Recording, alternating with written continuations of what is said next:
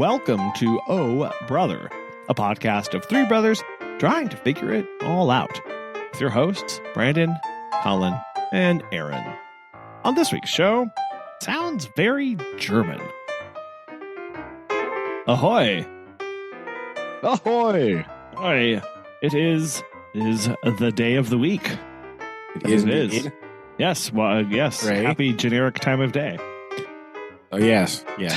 Because it's not the same time everything's fine, don't worry. No, see? Although I guess I should be saying to you, Guten Nacht. Guten Nacht. I see. I was going to say that, but I was like, no, that's too on the nose, and nobody will know It's true. what's All right. going on. They'll catch up here in a minute, but we have to have the traditional catchphrase. Before then, no. Yes. Oh my goodness. No, what's new and exciting?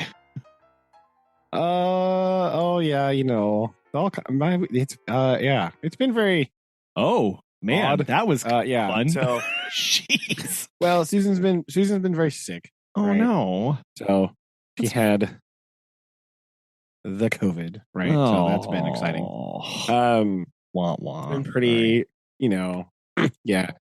So we're gonna back this story up here. So yeah, so she last, I guess she didn't feel good last Thursday, right? So sort of like from then on was going. She did a self-test on Friday. We're gonna say Friday evening.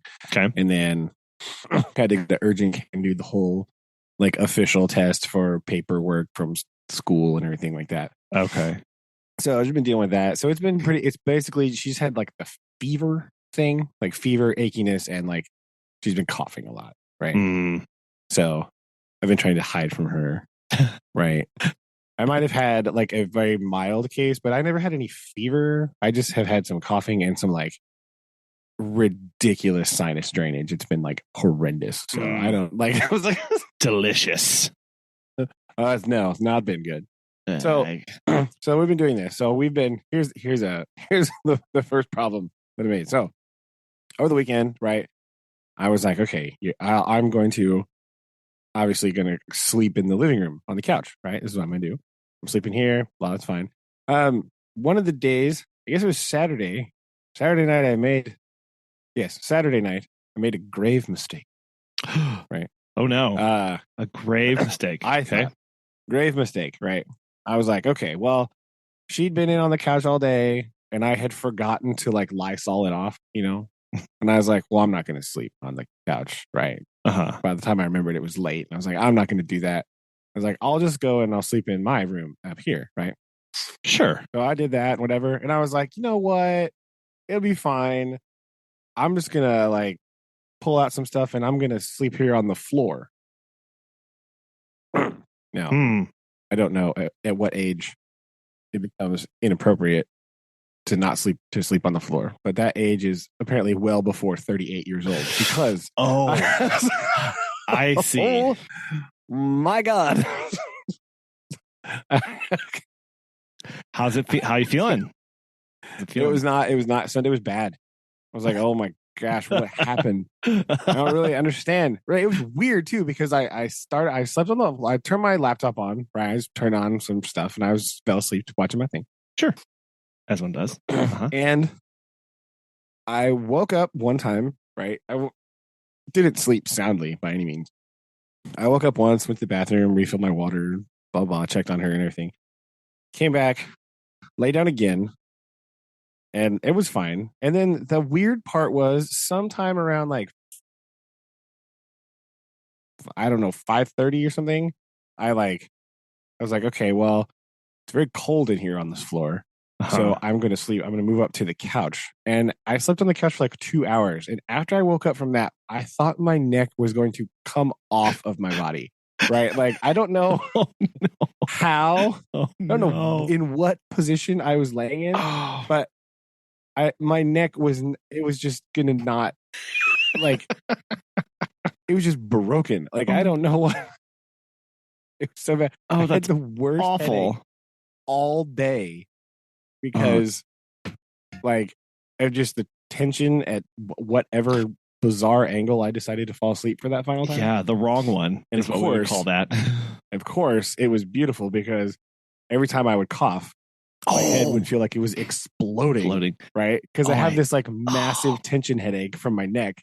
And Uh-huh. so even like a small cough, my temples were just like, kablam, Oh, bursting. no. Oh. Well, oh so no. bad. So I'm such an old man that like, Well, this is what. Okay. Just real quick, you can commiserate with Megan because she it was cold, so she slept in a hoodie, but didn't have the hood up, and the hood rested in between her shoulder blades in the middle all night long. And woke up and literally could not turn her head left or right. She was just basically like, I mean, that something similar may have happened because I was wearing a hoodie when I fell asleep, right? Because it is cold in the floor. Like, it's cold, so I was preparing myself. Like, okay, well, I'm going to sleep in this hoodie and I'm going to do this. So maybe that was something to do with it. Maybe I should have just had a normal sweater with sans hood. Maybe it would have been safer, right? I don't know. I don't want to do a test to see. I'm not interested in comparative analysis at this point, right? Oh, like, come on. I don't. I mean, like, what's the worst? So bad. I would say what's the worst that could happen, but I think we're already pretty. Yeah, we already had the worst that could happen. Yeah, it was bad news. Bad news bears. So that was So I had to overcome that crippling decision that I made. Jeez. Well, that's a terrible. That is bad. Yeah, it was not good. Yeah. I don't know what I did or what sort of strange thing I did, but man, I paid for that one. Megan said, she was like, why does this hurt so bad? And I was like, you're in your 30s. Hi. Like, this is. Well, I'm sorry. You've broken yourself, and is Susan feeling a little bit better? Oh yeah, she's feeling a lot better today. Oh, okay, good. She's doing good. She's feeling better. She's still like just tired, right? But just from like when you become you're trying to become better. That's just how it works, right? Yeah. But she sounds better. She's coughing less, I think. Question mark. So pretty good overall. The other weird catastrophe that happened. Oh, geez. That we had to overcome. Okay. So in the midst of all of this, on Friday, I was checking outside and there's this thing on my door. And I was like, the heck is this? And it was a thing from the city saying, you're using way too much water. Call us. I was like, what? Oh, no. And I was like, wait a minute. What's happened?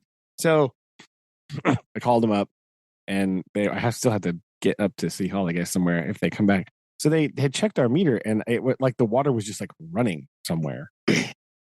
Right. Oh, that's terrifying. And we had used like way more water than we were supposed to. And so they were like, hello, blah, blah, blah. Yeah. So we had to go do that. And it turns out I think what it was my guess, I don't know if they've come back to check yet. I don't know how to confirm if they've come back out here, is that the toilet seal was bad. And so the toilets were like mildly running. Oh. Right. Like not enough to like notice really, but they were just like, I guess, constantly running. Okay. Yeah. And so it was just like always, there was something always happening. So they were like, we don't know if you have a leak or what's happening. So blah. So I had to go buy some toilet parts. Oh. And then call the landlord and he's like, all right, whenever you're both are feeling better, yeah, I'm going to come and just like replace the insides of the toilet. Cause they are like a very old style, like in the tank, it still has the like ball thing, Oh, cool. And he was like, yeah. He was like, yeah, those toilets are actually quite old and they don't even make parts for that anymore. So I will just replace it for you. Upgrade. But like when you're better. And I was like, yeah, not when you're done. We'll be here. And we'll take all these things to City Hall and be like, look, we fixed it. Okay, look, here's us fixing things, right? Oh, like, that's what that's wild. I guess that's better than I didn't know they did this. Oh, well, yeah. Because I was out in our front yard, and the guy was coming up and asking where a certain address was, and I said, "Oh, it's over there." And he said, "Oh, I'm just trying to give them a water notice. We've noticed their bills come up, and usually when this happens, a basement is flooding and somebody's on vacation." Yeah. And I was like, Yeah. "Oh." So I actually had the neighbor's phone number, and I called him, and I was like, "Just so you know." And he was like, "Oh, okay. We've been." They were doing some renovations, and they were washing their drop cloth, something like that. And I was like, "Oh, okay, cool, sure." It's better, yeah. But it's also fine. Don't worry. I got it. Did I tell you about my phone call from the city about water? This is very weird crossovers that we're having this week. I don't win. No, maybe this has been a little bit, but okay. I got a phone call from the water department, and they asked, "Are you currently living at your residence?" And I said, "Yes." And they said, "Are you? How many people are living there?" And I said, "Oh, you did tell me about this." Yes, 4. Yes. And they were like, "Oh, you haven't." I said, "Well, we don't have any water usage since March." And I was like, "Oh, that's several months ago." And they were like, "Of last year."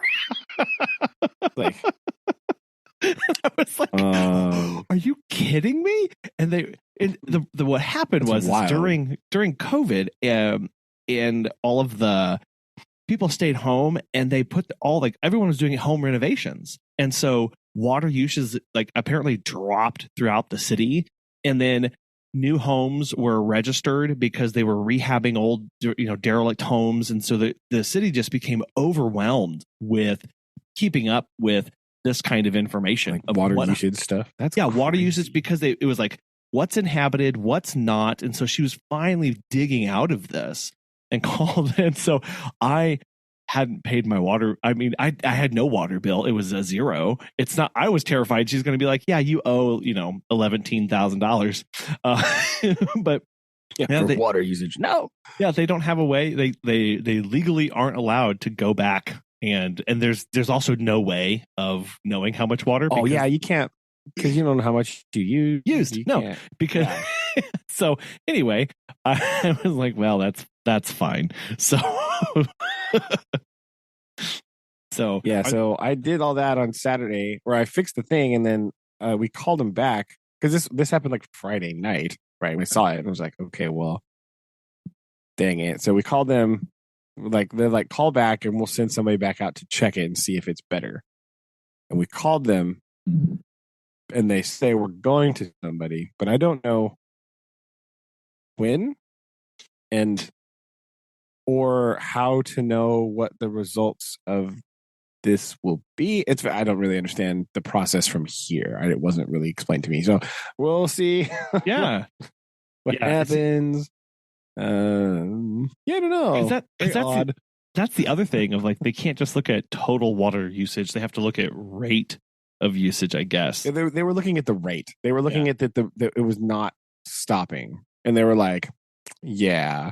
They were like, normally when we see this, there's a leak somewhere or something's happened. And she did tell me, she's like, check the toilets first, because that'll do it, and you don't even notice it, and it'll just it'll just be going, and you won't really notice it, and you won't think it's doing a lot, but it's just using a ton of water. So I was like, all right, well, I'll start there.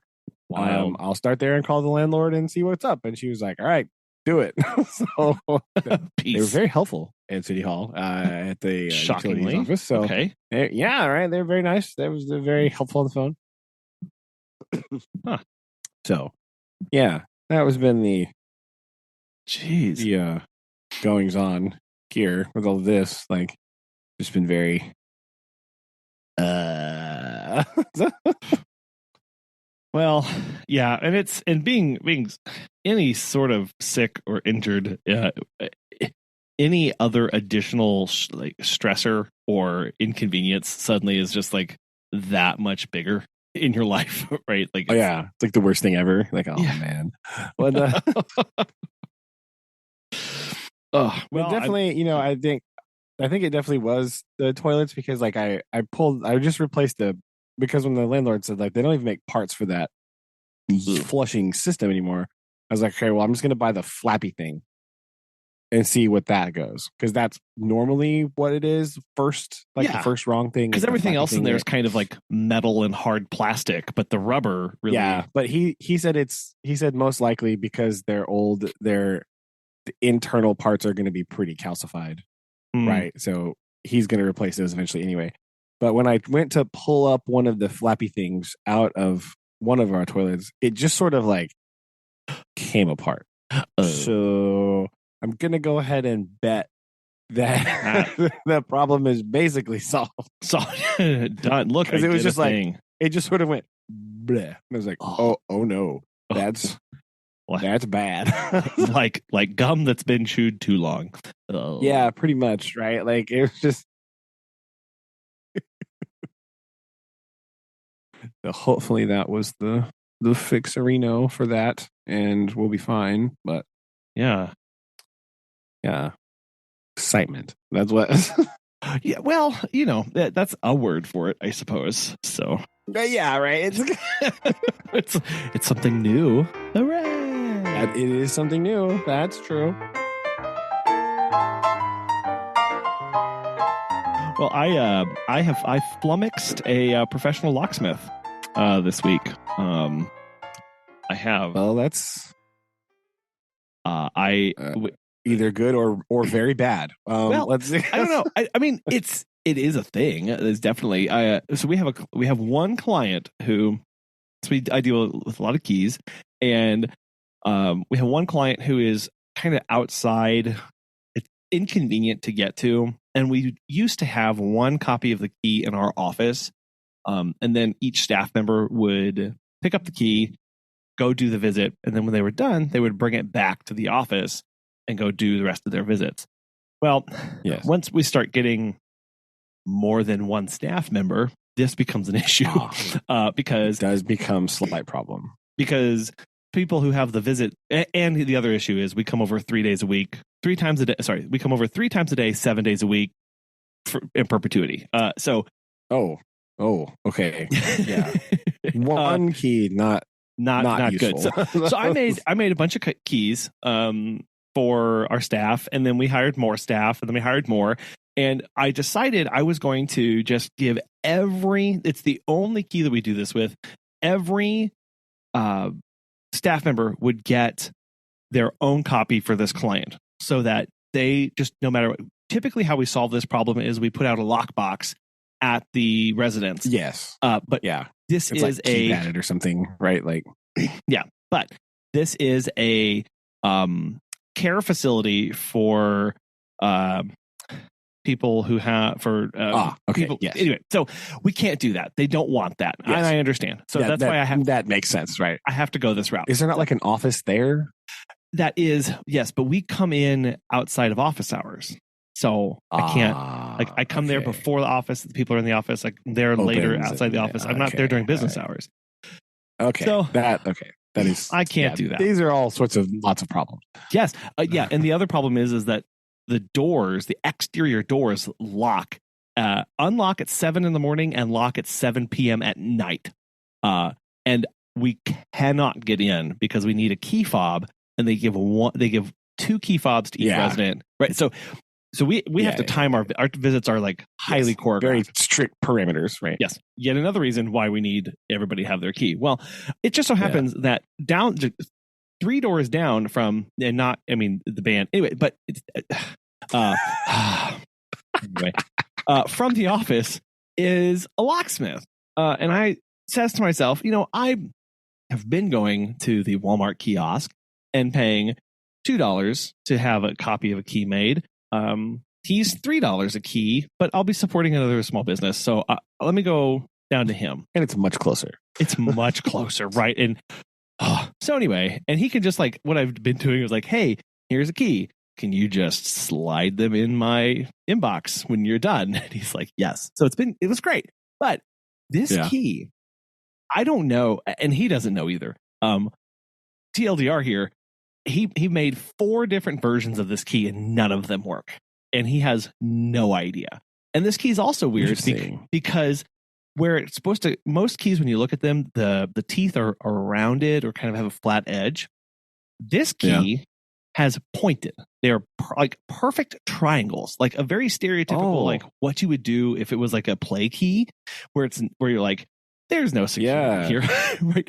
They're pointed, like perfectly pointed, with just a very small amount of rounding. And he's like, when he looked at the key, he looked at me and he went, "Does this key work?" Like the very first time we made stuff. And I was like, "Yeah, this every single time." And I said, "I got this from the client. This is the one they gave me. This is the copy that they got when they moved in." And he was like, "This is weird." And so he made one, quote unquote, perfectly copying it. And it didn't work at all. I mean, I tried, the client tried, I had staff try.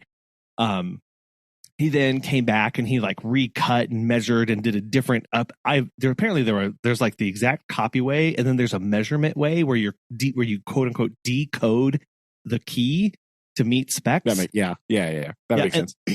And then the other one, then none of those worked. And he tried that, and he like rounded the teeth, and he set different stuff. And then this last go around, he made one measuring from the tip, and then another one measuring from the shoulder. Didn't even know those were things on a key. Did it 2 different ways with each of those, and not a single one of them worked. I came back and I told him, and he was like, "Look, if I were on site, what I would be doing right now is taking apart the tumbler internally and measuring that to see what the heck is going on with this." And he said, I'm sorry, I don't know. I've never run into this before. And I was like, well, I'm glad I could provide you something, I guess. And then I went to the Walmart kiosk and made a copy of it, and it works perfectly. So I don't. That is so strange. Like, that doesn't.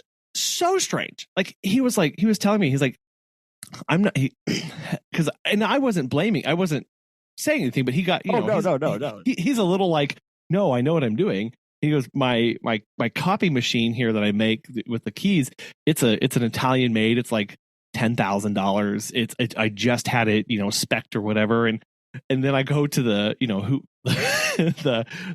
Walmart minute key with who knows what kind of tolerance that machine has. And it's just like derp, works perfectly. Maybe that's what it is. Maybe the tumbler is like old and janky, and the tolerances are looser, and so by making it too tight a tolerance, it like doesn't actually click the stuff. This is what I thought. And plus, additionally, this is my hypothesis. Well, my other one is, knowing not a lot about keys, this is what I'm going with. My other one is, I wonder, I said, will it matter the context of the key? And he goes, well, I don't know. What's the context of the key?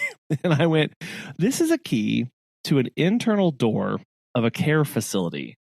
And so it's not like, it doesn't have to be super uber duper secure. And he was like, well, maybe like the tumblers may be set in such a way where, because of the kind of care facility this is, that kind of any key will work. And kind of like what you were talking about, Brandon, of like the tolerances here may be really wide. Yeah. And if it's a care facility, like maybe it's one where like each key only opens one door, but the tumbler is set such that a master key can just blap in there and open the thing. You know what I mean? Like, yeah, they're just loose enough where like the keys can't open each other's doors, but they're designed for a master key to come in and open everything. So maybe it is a tolerance issue in the tumbler. Yeah. This is what we kind of landed on. And he was just like, well, I hope you don't have any more of these come along. I was like, me too. Like, no, this is it. This is bad. So odd. It was, it's weird. It was so weird. And like, and he was again, but it was so weird. He's measuring and he was like 7.5, 3. Like he did that method. And he's like, these are the exact, he held up the key and he's like, this is the exact same key. And I was like, I don't know what to tell you. It's not working. Something about this is weird. So, moral of the story, I don't really have one because I feel bad. What's the moral here? I really wanted to use the locksmith. And so he made some office keys, which we could go and immediately test. And that was also weird because he made office keys and they didn't work for the front door, but they worked for the back door. And he was like, this is very perplexing. Oh, I know. And then he made a copy of his key And it turned out his key opened the back door, but not the front door. What in the? Oh my gosh! You got this whole dude rethinking his whole life right now. I know. And he was like, come to think of it, he goes, I've been in this building like 10 years. I've never come through the front door. He always parks in the back. That's why. So yeah, this is very odd. Yeah, keys are a lot more than just what happens when your key. See, I think so there's got to be something here where a singular key, if you just use one key all the time, it's going to wear at a similar rate possibly to the mechanism of the lock, right? And then it's going to like work better in one than the other. So if the other door, like, so like if his key doesn't open the front door, it's because the key is like flattening out at a similar rate to the tumbler in the back. So the tumbler in the front is, the tolerances are so tight that the key won't work. Yeah. Right. If he doesn't use it there. Yep. These are all hypothetical situations. Listeners, I claim no actual knowledge of not a professional locksmith. So if any listeners have any comments about this, please let us know how wrong we are about. I'd appreciate it. But yeah, because that's what I was thinking too, because then the other thing is that this is an office building, so keys are constantly being made, and who knows what quote unquote master you're making that from. And if it's one that was worn to fit the front door, and you make one with slightly tighter tolerances, it's not going to. True, right? Yeah, like all of a sudden, it's just like the bets are off. And he said, if I had my druthers, he goes, I'm not just saying this because I would want the business, but given the age of the building and the age of these locks and these doors, it just needs to be rekeyed, like, and with new tumblers, and like a fresh start. But trying to do that when getting everybody their copies of their keys and orchestrating that would be a whole deal, a big deal. But he's like, that'd be a great place to just like marker in the sand with this is the year we did it. Other than instead of the, well, I don't know, maybe. Yeah, because it's like when you make a photocopy of something, right? So if you like print something out, right, and then you make a copy of that, the image is pretty good, right? And then if you make a copy of the copy, right, it'll look a little bit funky, right? If you then make a copy of that copy, now your image, your line quality is not looking so hot, right? The image might be like shifted slightly because it's gone through the machine so many times and it like kind of is off center now, right? Like every time you make that copy, it gets worse and worse and worse. So I imagine that would be like you said with the key, like if you're not making a copy of the original key because maybe that one's gone, so you had to make a copy of the copy, which now the tolerances are worse, and then they're worse again, and then they're worse again. So interesting problems that I never actually thought about existing before. Me neither. So, and that's what I told him. I said, well, I really appreciate all of the lessons in keyology. It's been a lot of fun. And he goes, yeah, still trying to figure out myself. Yeah, he's having an existential crisis because his identity is a sham, because he's like, what? None of this works. Yeah. I don't know what's happening. I just imagine him like clutching both keys, being like, they're the same, but they're the same. No. Yeah, it's like weeping at his desk. Why? Sorry, locksmith guy. Yeah, you'll be all right. It's very nice. Very nice. I've gotten to talk to him a lot. Been married for 30 years. He's taking his daughter, so just moments when somebody's making your keys for the 11th time. It's all good. Yeah, it's fine. Normal stuff. It's okay.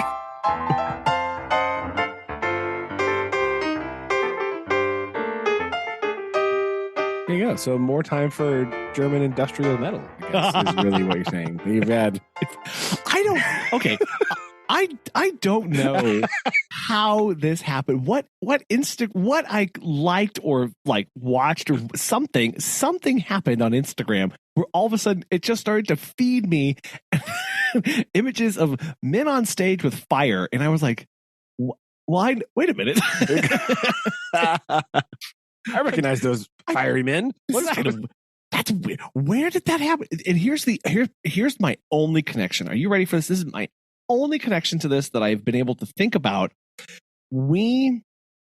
I interviewed and have been interacting with a person who runs a business does pet grief cards that you can buy. They're kind of like pet grief affirmation cards of like, okay, I did everything that I could and things like that. Yeah. He lives in Germany. That's my only connection to this in any way, shape, or form. So what not sure. They also have a new single that just came out, so maybe their just presence is just heightened already. That is true. And they announced their new tour for next summer thing, right? Like I'm just cursorily. That's not a real word, but whatever. Looking at just what pops up when you Google their name. So yeah, their new stadium tour. But their stadium tour. But that's over in Europe. They did their U.S. stadium tour this year. And then they're doing probably finishing that up. New single off their album, because they have an album, right? New album or whatever, and then announcing the new stadium tour for next summer. So maybe that's what it is. Maybe it just overlapped perfectly. Listeners, if you haven't guessed already, Colin has just been Rammsteining it up all week. All week, pretty much. I've had a lot of time. I said I wasn't that busy, but I've spent a considerable amount of time in the car, especially the last 2 days. Yesterday, I just drove down really early in the morning in Springfield. I spent all day driving, and then I came back late at night. And the Monday, I also had plenty of time in the car, and so it's been a lot of Till and Blake and the gang fire going crazy. There's my goodness, I don't know if you've seen, and that's the other thing of all of the videos that are popping up are definitely of a time of like, this is, you mentioned that they're kind of wrapping up their tour, or like literally just finished like a couple weeks ago. Of all of these videos are from this tour. None of them are older, right? So yeah, like there's old stuff. Yeah, there's also this presence is being served, which is interesting because then you can go in and you can look at the stage and everything going on here, and it's a lot. Did you get to look at some of the images of the? It's always been a lot, right? Let's be real. I remember the first time I saw a Rammstein stage show. I mean, like not in person, like on a video, right? Yeah. I did not go see Rammstein, but like the first time I saw a stage, it was probably like 2001 or 2, maybe. And even then, I was like, "What the heck is this?" Yeah. Well, that's when Du Hast came out. It was right at that time. Yeah, it was right around there. It was that album where they blew up big in North America, right? And it was that and some of those other songs. I was like, "What in the world is that? What am I looking at?" It has evolved as a person. As a person that had only attended like punk rock shows, where it's like 4 dudes in t-shirts on a tiny stage, right? A Rammstein stage set is like a very confusing thing to be looking at. Right? It's like what in the world? There's dudes in masks and like a big shirtless German dude and like fire everywhere, and this guy is wearing goggles, and why is this dude always running? Like, what is happening? Oh yeah, like, the guy who's on a treadmill nonstop. Yeah, like well, that's a newer thing, but he's always done something like strange. The keyboard player has always been like he's always doing something weird. Yes. Right? Like, what is happening?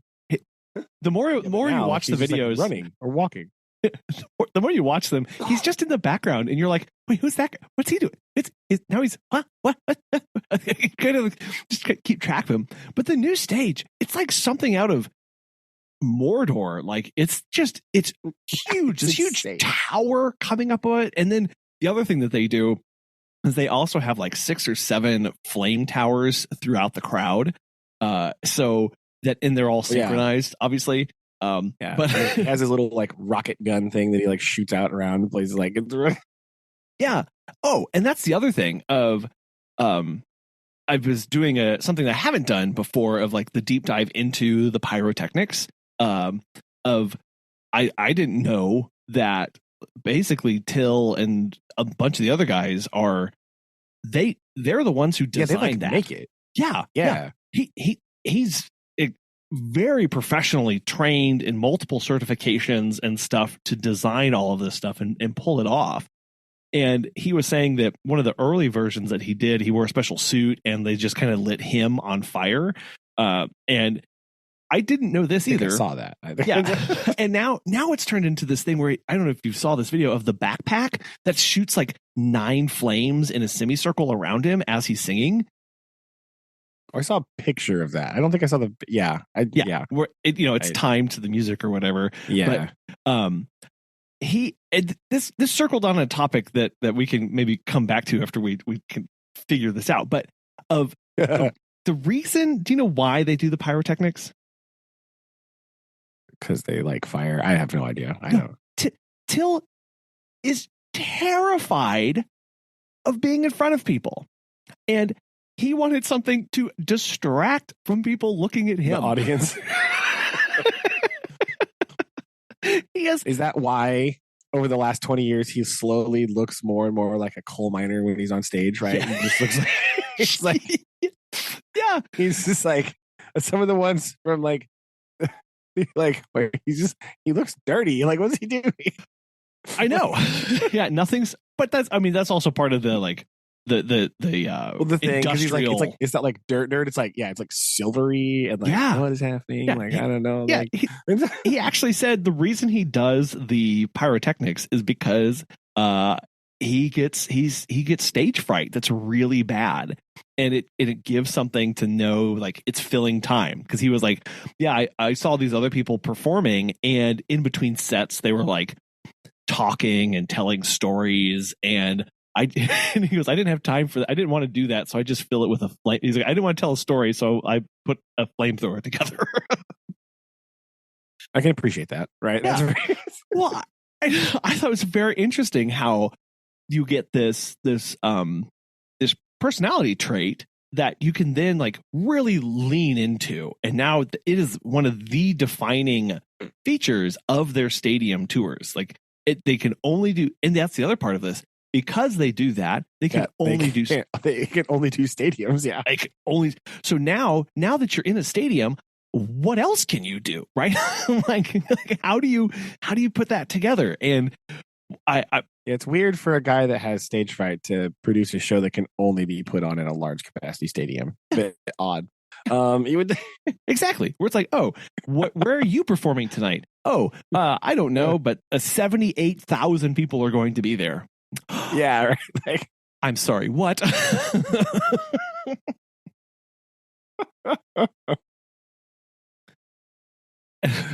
that's a bit, that's a weird.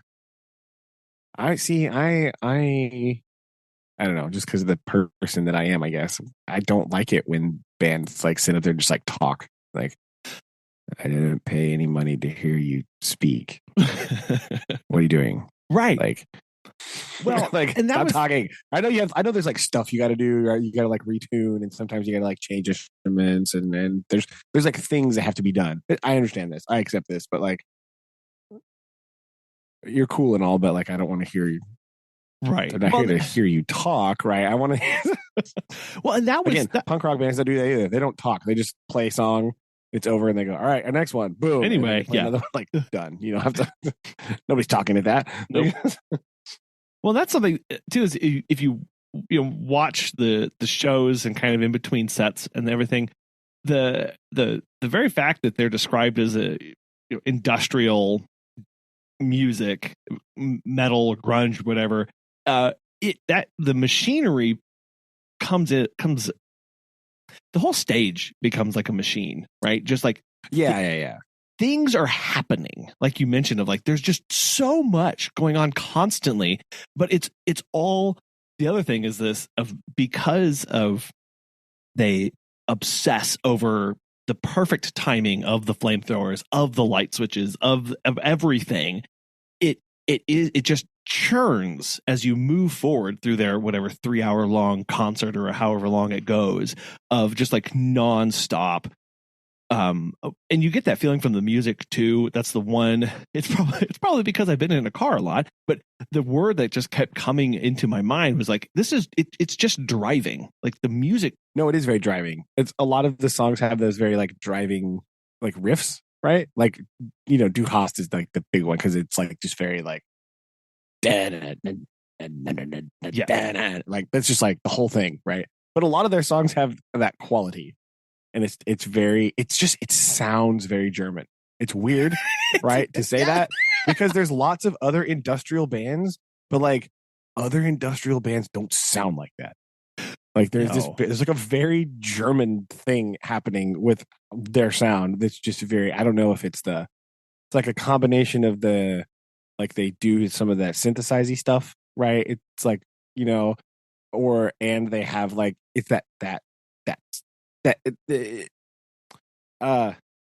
their sound is also very like a modern high gain amplification sound, right? It's some very nerdy guitar things happening, but like it's that's, and some of the best companies that make amplifiers and things that do that sound are from Germany, right? So it sounds German, right? Like it's just like yeah. Well, and that's the other thing too of even though they're described as, I keep coming back to this word industrial metal because it fits both the look and the sound of most of their music. That is a genre. Like industrial is a genre. Like, if you pull out and you watch the show, it's also kind of like there are moments where it's an EDM rave and just like straight techno, and mostly that techno is driven by. That's the other thing that makes it very German, right? Yeah, is that like techno EDM vibe. That house music, like German house music, right? That's what. That's what I'm trying to think of. That like that's another very driving thing, though, right? Yes, it's a very driving beat genre. But like other industrial, I'm not a big industrial guy, right? I know like 3 industrial bands. That's it. But the other 2 don't really sound like Rammstein, right? They sound different, and they're like 9 Inch Nails is kind of industrial, and I don't like them at all. And like Static X is very industrial, and they sound similar, but not the same, right?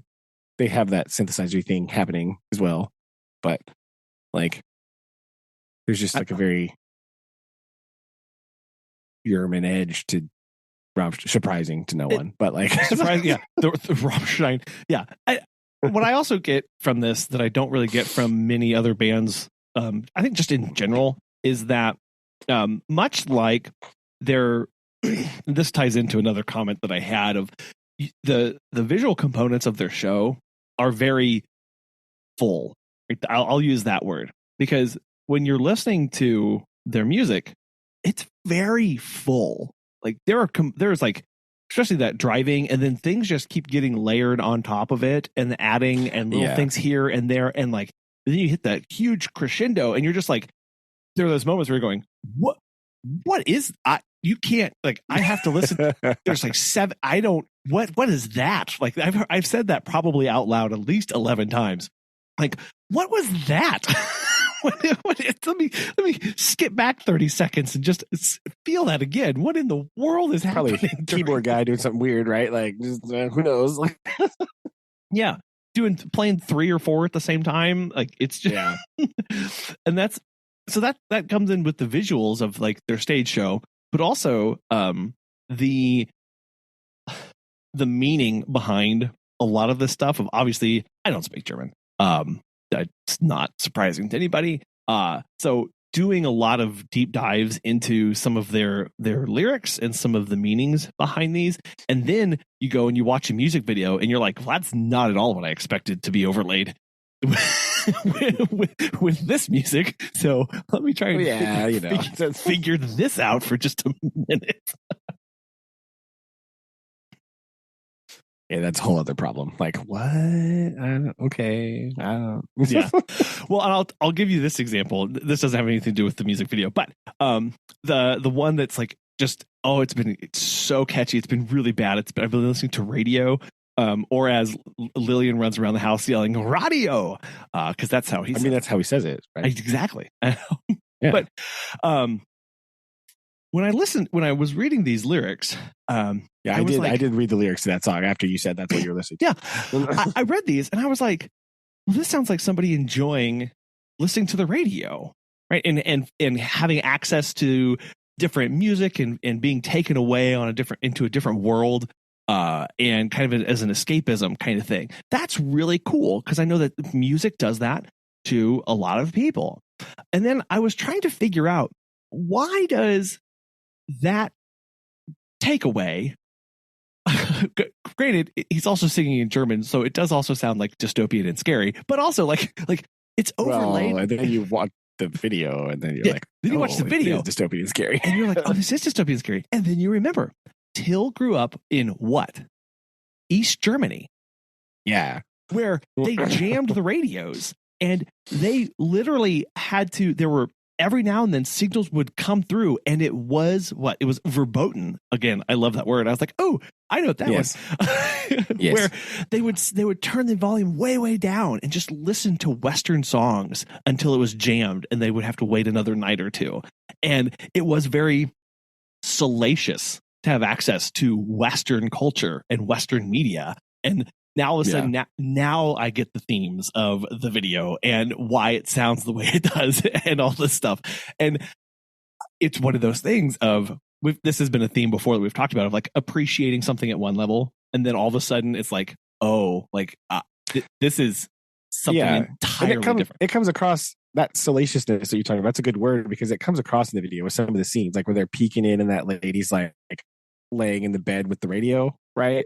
Yeah. That you have that whole vibe going on. And then there's the other vibe where it's like, there's the other part later on, it kind of flips, and they have that scene, and it's basically like ripped straight out of the French Revolution, like the barricaded street and the people like standing on top of the thing, right? That is like that is visual imagery of revolutionary France, right?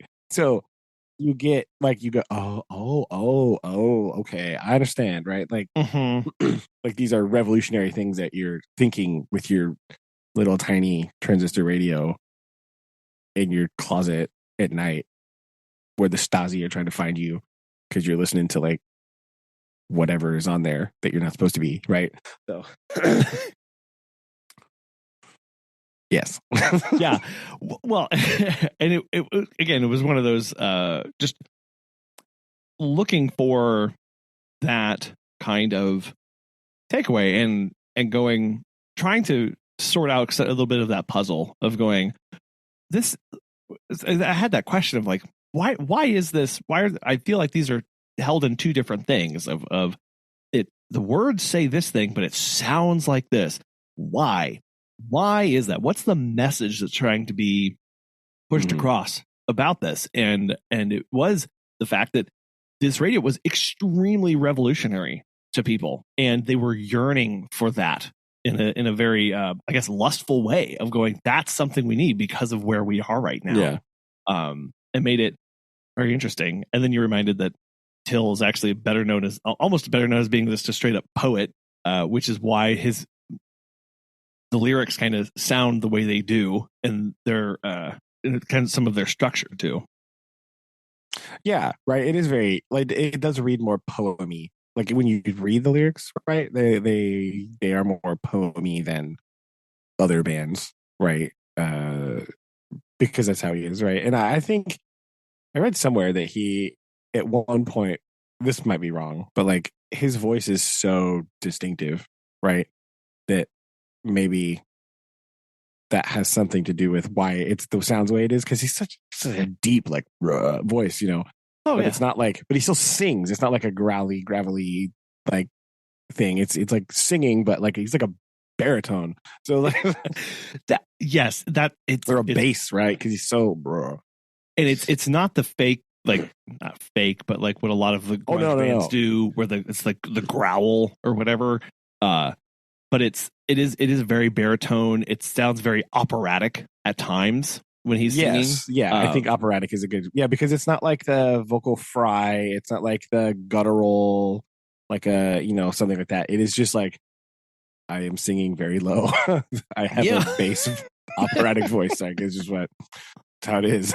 Which also has a whole nother layer to this, where you have this driving, intense, multi-layered music, and then you have again this operatic baritone carrying over and through everything, and it's just sometimes my brain doesn't know quite what to do with a lot of that at times, which is why I listen to like I said with my text, where I was like, have you ever sat and listened to the same song for 2 hours straight just on repeat? No, I listen to the same song like 3 or 4 times, and then I have to do something else because I can't. But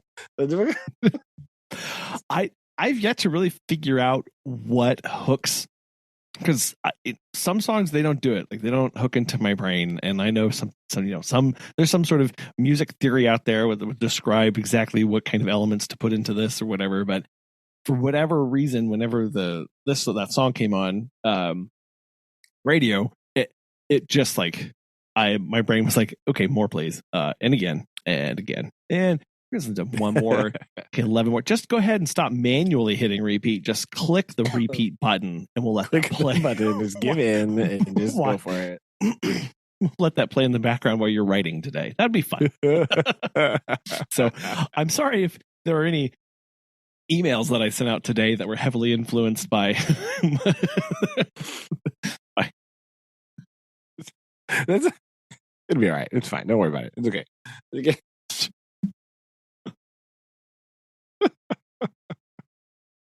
So recommend. You can go look at that one. It'll be good. All right. There you go. And then you go back and you're like, because it's a band that I've known about for a long time, it seems like. And then you go back and you're like, yeah, they've been around since the mid 90s, and Till is almost 60, and he's still going out and doing all this stuff. It's a lot. Yeah, and it's not like he's just like hanging out on stage either.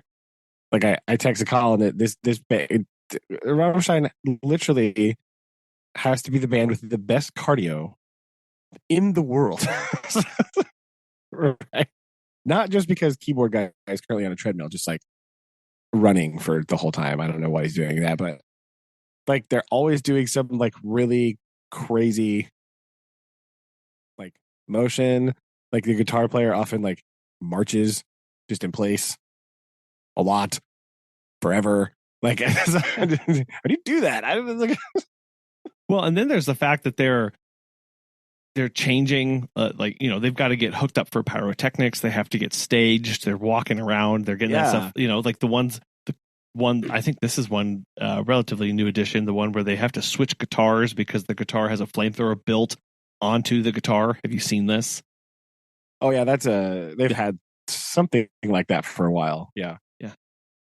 Like they've got to get that hooked up. So they're definitely into that. Yeah, exactly. There's just constant motion from everybody. It's not like the bass guitarist just gets to sit over in the corner just plugging away. Like he's also running. He's busy sprinting around, and with the amount of pyrotechnics, it's just hot. Like, I can't imagine. Yeah.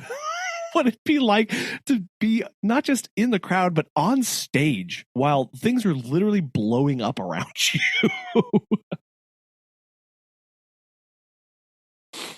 Yeah, exactly. I don't, it's going to be. There you go. So Colin recommends more Rammstein. So if you're not listening to it already, give it a shot. New songs, new album, apparently. Yep. Or just listen to radio on repeat, right? On repeat. for forever. Yeah. Apparently, they're hosting they have just been approved by the Bavarian authorities for their New Year's Eve concert in Munich. So that's going to be fun. There'll definitely be a lot of fire at that one. So you get... Yes, because get this, it's in the same open space where Oktoberfest is usually held, where like 130,000 people attend. That's a lot. Yeah, that's a big spot. So nice. they've been temporarily approved until they can provide safety specs for how they're going to keep 150 or whatever thousand people safe. Okay, well, that's fine. It's all good.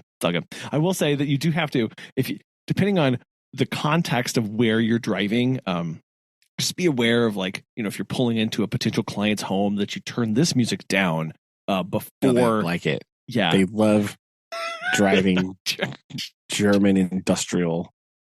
Yes.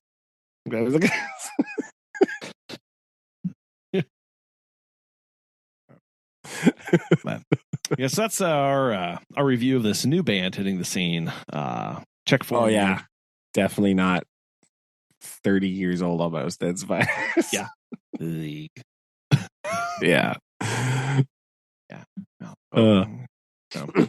Well, I have a surprise review for you. As well. Okay. In another installment of Brendan watched random stuff on Amazon Prime.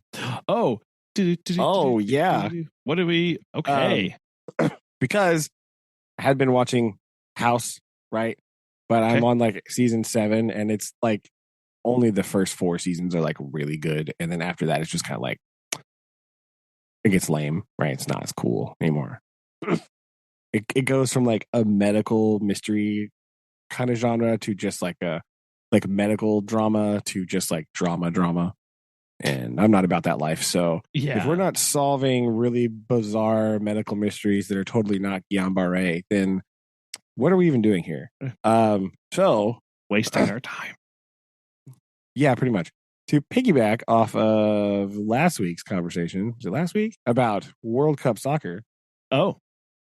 I watched this thing called Good Shaolin Soccer? What? Sorry. No. Also, you should watch Shaolin Soccer. That movie is dope. But what'd you watch? I watched. It's called Good Rivals.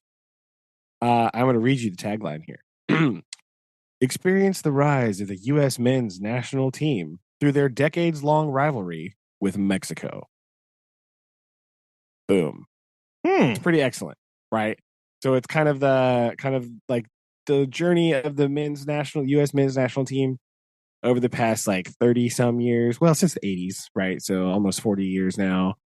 Of like trying to be on the world stage as a soccer nation, because historically the U.S. is not a soccer nation at all. And kind of as they do that, it kind of takes that journey of like the growing pains of the men's national team and puts it in context of their insane rivalry with the Mexican soccer team, right? And kind of like all like through the years, just how it's gone, the big players, and like it kind of follows like Landon Donovan from the U.S. and Rafael Marquez from Mexico, who are kind of around that time. Like they were the 2 best players on those teams during that stretch. And there's lots of other people in there that they interview and everything like that. But it's really good. It's like a little 3-part docuseries, just kind of about this kind of the men's national team, like finding identity. Like as I said last week, like we have to manage expectations because 2018 we didn't even qualify for anything. Now we have a very young team, very talented, and blah blah blah.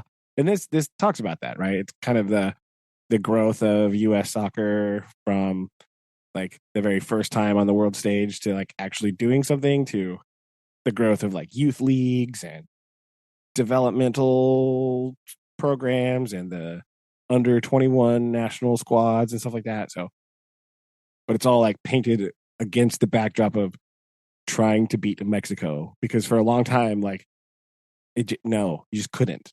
Like Mexico, like no matter what the U.S. did, Mexico would just like beat them. like badly. So my question for this, real quick is, do they explain where the rivalry came from? Like how it started? Yeah.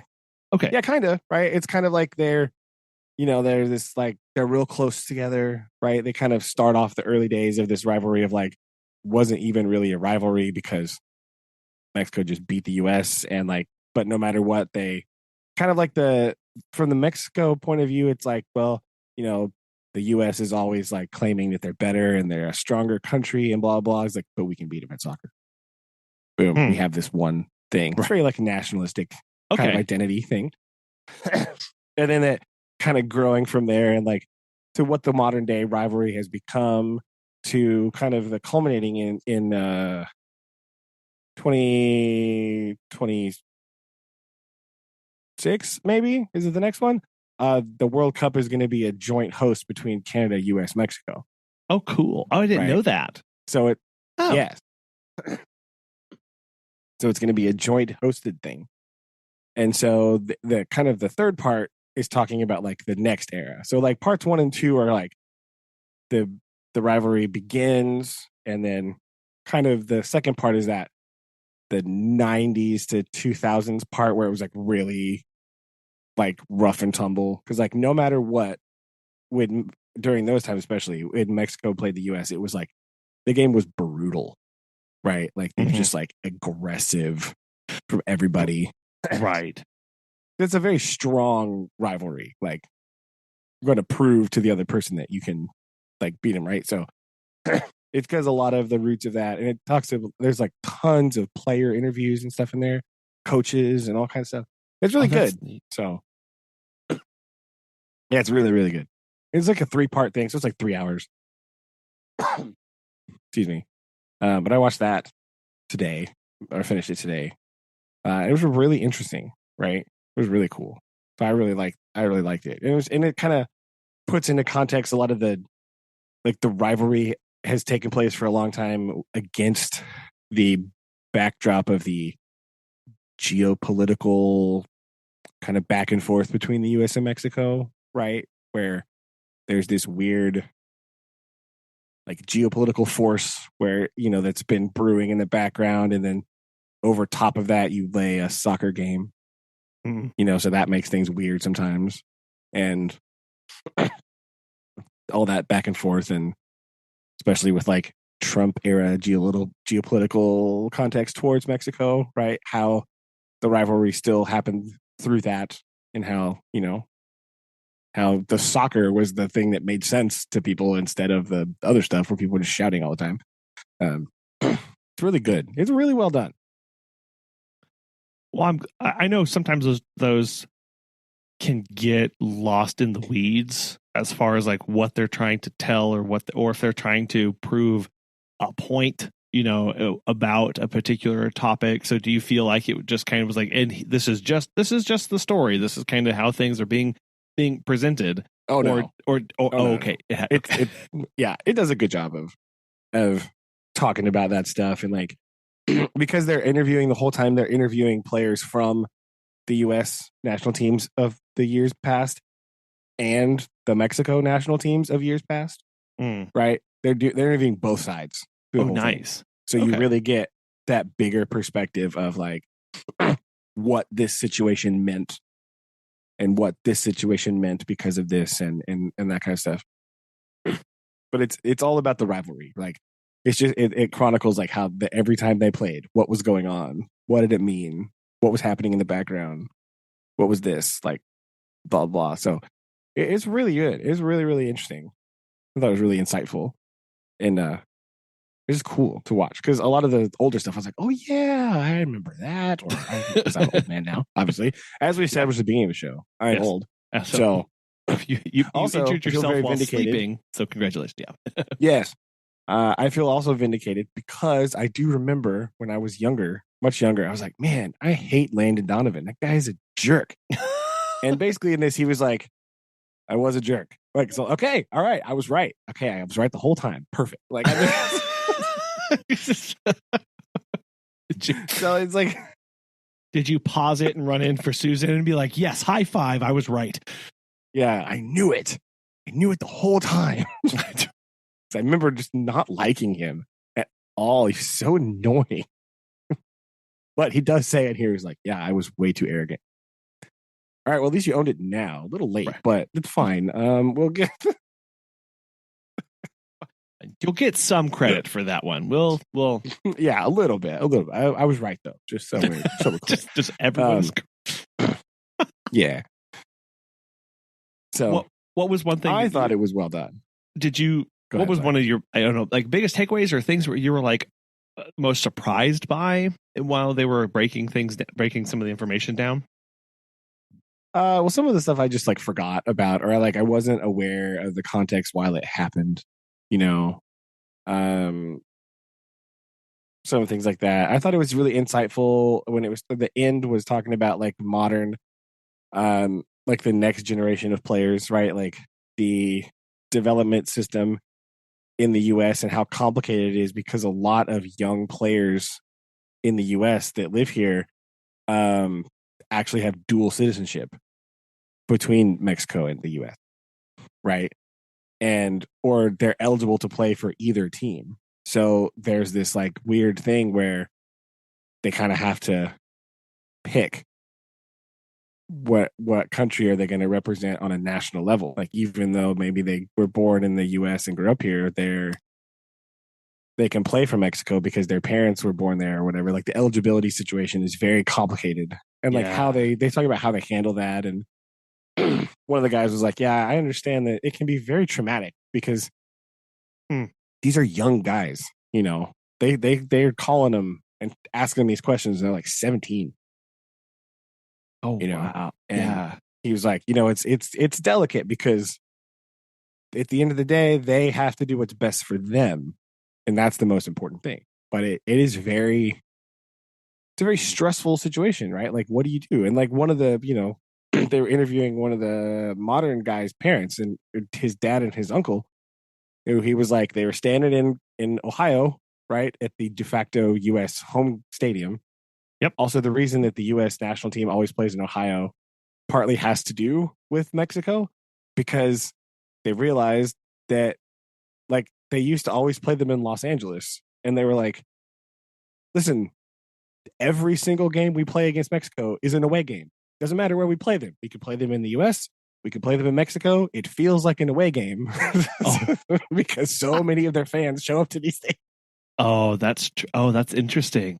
Oh my gosh, I can't. Yeah, that would be weird. Oh man. So they play, and that's why a lot of their games are in Ohio, because the Columbus Crew Stadium. They're like, we're going to use that because it's there, and they feel like they also realize the Mexican national team doesn't like playing in cold weather. So we're going to play in Ohio to try to get an edge on them because they couldn't beat them forever, and so that's what they did. That's amazing. They scheduled their games in Columbus, Ohio. They're like, we have to have a smaller stadium. They said, yeah, we have to have a smaller stadium, and kind of so that we can better control the amount of tickets that we sell, so that it's not always an away game, no matter what, when we play them. That's hilarious. It was hilarious. It's like, guys, it sounds so goofy when you say it like that.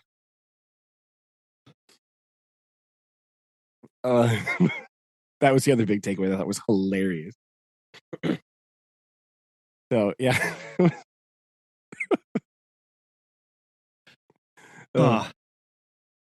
Yeah.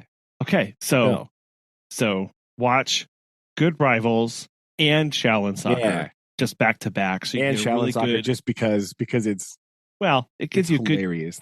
really good, well-rounding view of the state of soccer, I think. Yeah, because Shaolin Soccer is relevant to modern times. Documentary. But, it's fine. Also a documentary. Oh, anyway, back to what I was saying. Yeah. The guy's parents, the U.S. player, who I can't remember the name of now, I'm sorry. But his dad and his uncle were talking, and they were like, yeah. He's like, this is a little weird for us because, we always support Mexico.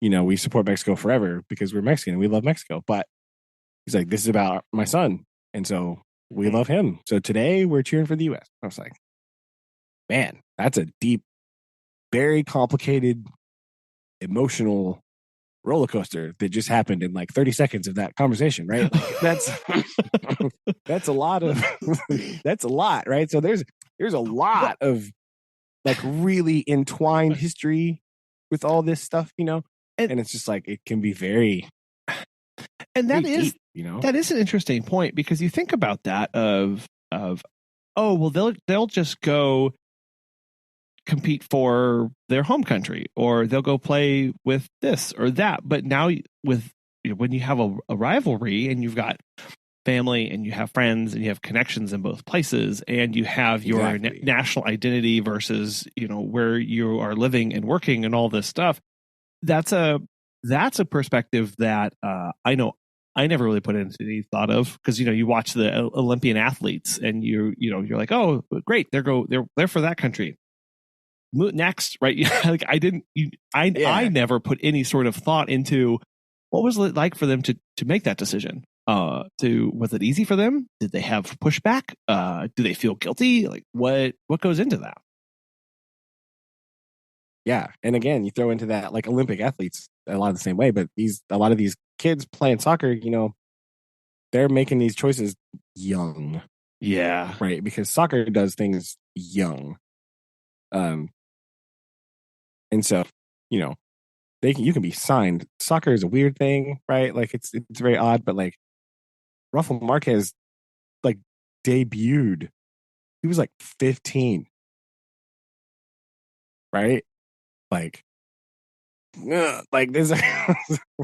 Yeah, and who knows kind of you don't even know yourself at 15. So what kind of outside influences are pressuring or pulling, or or just straight up confusion and not understanding the full ramifications of decisions. And there's a lot that goes into that. Yeah, and one of the dudes, he was actually really his process was very intriguing, and he was like very mature about it, because he was like, he's like, the US called me and I went to the camp and I tried out the stuff and blah, blah, blah, just going to the camp and training camp and doing all that stuff. And he's like, I also got a call from the Mexico team. And his dad was talking about how like, I told him, like, stop calling my son. You're driving him crazy because he can't decide, this is a tough choice, And so he just decided he went to both. He went to the US one. He went to the camp and, he checked out and he saw everybody. And then he went to the one in Mexico and he called his dad and was like, I'm staying here. This is the one I want to do. Just for all the reasons, historical and like his family and his culture, whatever. And it's cool, And he was like, the press, he's like, the media, they made a big deal about it. And he's like, I was kind of mad. And then I realized, it's their job to just talk crap. Because that's what they got to do. He's like, that's the only way anybody's going to listen to him. So I just got to, let him do it. Whatever. Wow. And I'm just gonna, I'm gonna go do my thing. Like that's really mature. Like, it's a very wise thing to say, right? Of like, it's their job to just talk bull, like that's they have to, and be able to realize that when you're that young, be like, yeah, they got to do what they got to do. I don't actually care. I'm just gonna. Yeah, I've got. They got to be, they have to be mad because like he, switched from the US to whatever. He was like, they got to do that. They got to do whatever.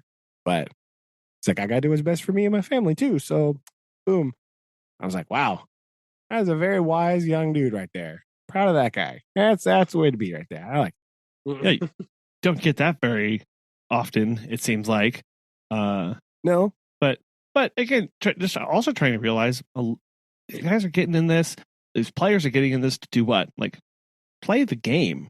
And so at the very fundamental level, there's also that part of this decision going, which one of these is going to let me play the game that I want to play and enjoy the most? Yeah. And what environment do you feel the most comfortable? And that's what one of the guys one of the like recruiter guys was saying. He's like, ultimately, he's like, they have to be comfortable with their decision.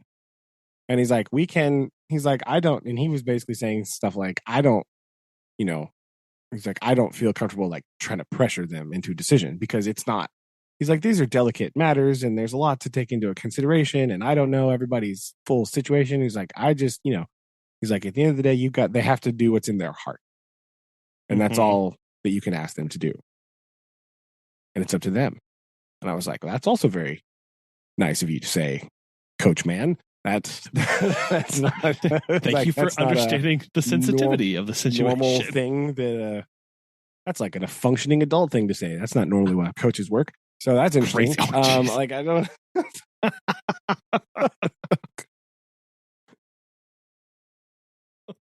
But when you think about like college football coaches and stuff, like they don't say things like that.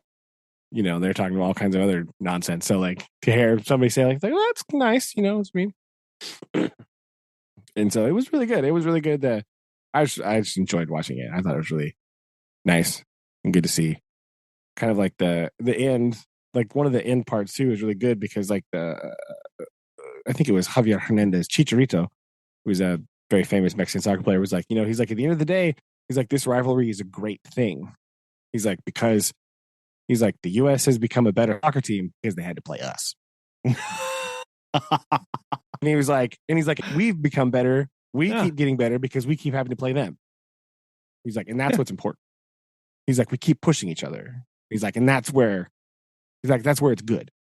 He's like, we don't get bogged down in those nonsense. He's like, we just want to play against each other and we want to win. He said it better than me, obviously, but I'm paraphrasing here. Yeah, it's like Batman and the Joker, right? They need each other, right? That's except for it's gotten a lot nicer. That's not like... fair.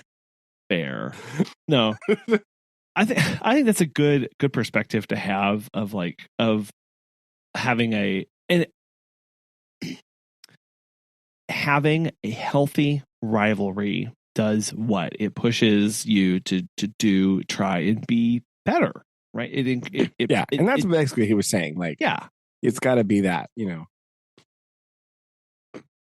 And then, the end part too, where they were talking about the joint hosting thing is very interesting because they were like, look, if other regions, he was talking about Europe, right? He's like, if Europe can kind of come together and do their thing, he's like, if they can come together back then, he's talking about like the creation of like the EU, I think is what he was alluding to. He's like, if North America wants to become like a big zone, he's like, this is like a step in that direction, showing that Canada, the US, and Mexico can work together in even in something like this.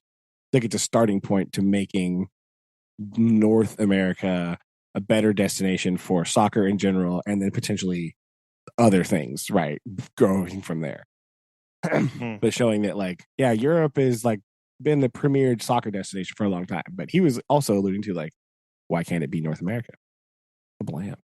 So there's a lot of hopefulness at the end. I don't know how achievable some of those things would be, but it's very interesting thoughts, right? Like thinking about that kind of stuff. Like, those are things that I like to think about.